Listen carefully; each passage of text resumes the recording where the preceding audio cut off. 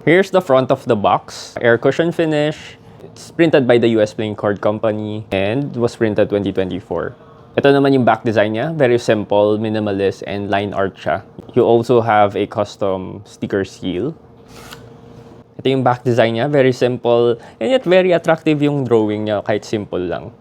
You have two identical jokers. You have two extra cards na blank pareho.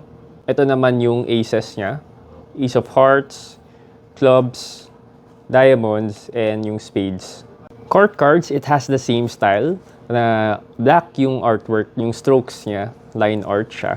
And mapapansin niyo yung mukha nung mga court cards is the same doon sa logo niya. Tapos ang unique sa deck kasi nito, parang first time ako nakakita na every single card, hand-drawn siya, parang sketch lang siya. And then, wala siyang ibang kulay, black and white nang talaga with a black stroke and all. No? So kakaiba to, you may want to add this in your collection. No? Yun lang.